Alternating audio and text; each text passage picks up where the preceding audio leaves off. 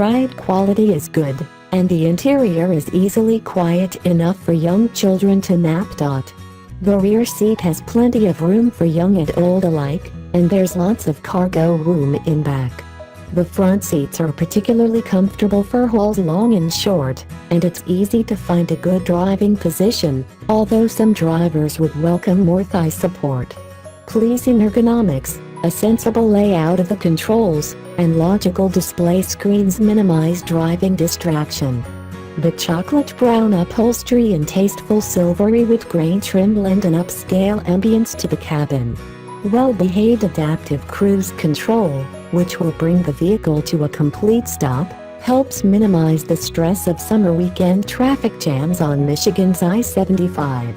A fuel range of 400+ miles is also a boon every time you give it a boot. It moans and bellows its way up to 4,000 revolutions per minute, sounding like a distressed cow in dire need of milking. Another driver described the powertrain as unpleasant, but features editor Jeff Sabatini opined that the CVT is offensive only when you're driving the Murano in a sporting manner, which buyers are unlikely to do often, if at all. Murano customers are perhaps more likely to be bothered by the high load floor in the cargo area, as well as the somewhat shallow door pockets and the smallish cubbies for stowing road trip paraphernalia.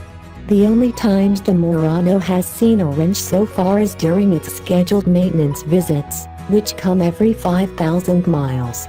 The first service cost $59.59 and was comprised of an oil and filter change, a tire rotation, and an inspection. The second maintenance checkup was identical but cost 34 cents less, thanks to a drop in the price of the oil filter. Add that to the piggy bank. Aside from a handful of commutes to northern Ohio, the Murano hasn't left the state of Michigan.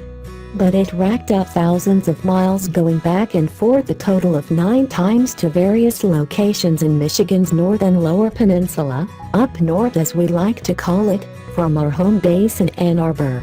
The Murano visited family cottages, summer camps, resort towns, and even Lake Michigan's Beaver Island, which is a 32-mile ferry ride from the mainland.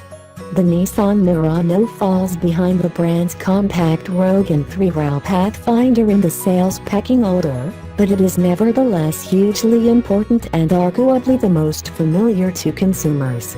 The model also has a history of debuting bold styling languages for Nissan, witness the 2003 and 2009 editions, and the look of this new for 2015 version already has spread to the 2016 Maxima.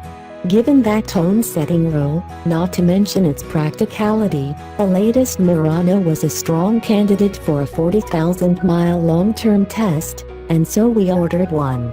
A crossover is no one's idea of exciting, so we tend to make our time with them a bit easier by loading them up with goodies.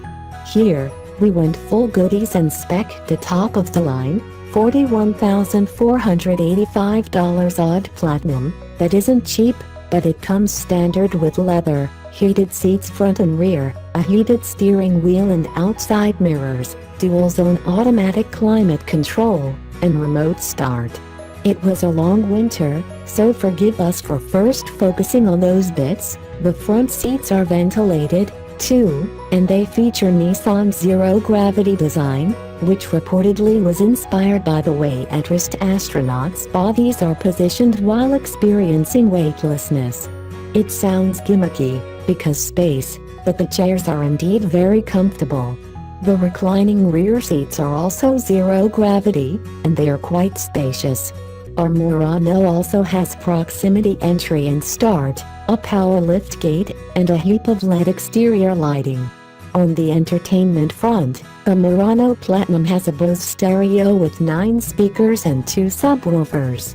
Its sound quality hasn't particularly impressed yet. An array of actual knobs, buttons, and dials makes audio adjustments blessedly easy, and an 8-inch dashboard touchscreen is the interface for the standard navigation system, various mobile apps, and Bluetooth phone integration. There are also USB ports and 12-volt power outlets aplenty, which is great because we love plugging things into other things. We selected only one factory option, the $2,260 technology package. It adds 3 driver assistance components: adaptive cruise control, forward collision warning, and forward emergency braking, that can be managed via the high-res screen in the instrument cluster. The tech package also includes a huge power sunroof through which we've been able to observe mostly angry, gray clouds.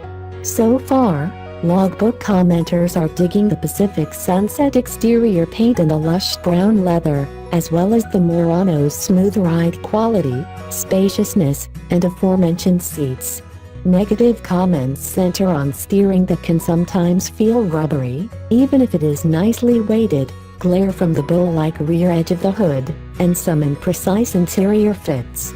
There's only one engine and transmission available in the new Murano, a 260 HP 3.5-liter V6 and a CVT.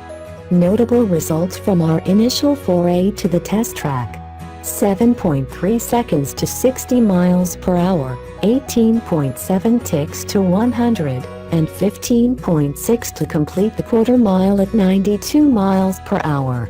Spacious and packed with looks gear, the Murano no doubt has many long road trips in its future, and it's already proving a popular respite for the daily slog. Although it's way too early to call our Murano an orange crush, our test has started off on the right foot. Now we have to see how the remaining 37,000 miles go.